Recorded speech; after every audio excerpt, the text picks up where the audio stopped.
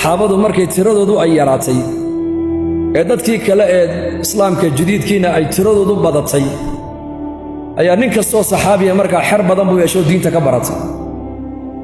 cabdullaahi ibnu mascuud radiyallaahu canhu ayaa ku yidhi ardaydii uu wax barayay wuxuu yidhi antum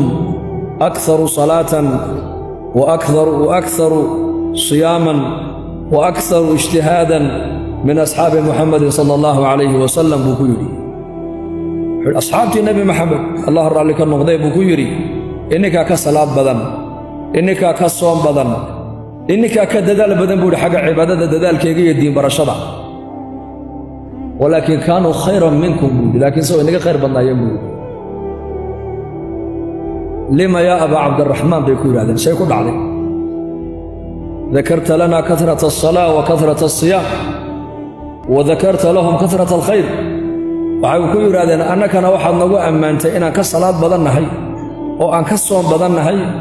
oo xagga cibaadada maaragtaane uu dadaalkeegana aan ka dadaal badan nahee ayakana khayr badni baad ku sheegtee see nooga khayr bateen baa lagu yidhi laba khasladood oo cajiib uu sheegay cabdullaahi bin mascuud wuxuu yidhi kaanuu hum ashada fi ddunyaa wa argaba fi alaakhira buu yidhi iyaku waxay haayeen adduunyadan dad ku dhex saahiday bay haayeen aakhiradana jecel bay haayeen iyagu dad adduunyadanay dhex joogaan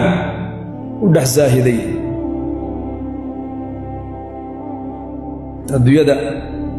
way haysteen hadday haystaanna adduunyadu qalbigooda kuma jiro inay bannaanka ka taalla iyaga innaka kii aanan haysan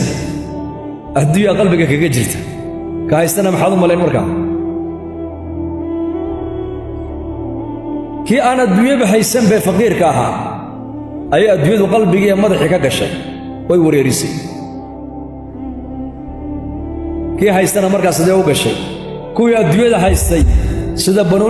banoonidii adduunyada ugu ciyaaraysaa maanta asxaabu muxamedna maxay ahaayeen way haysteen adduunyada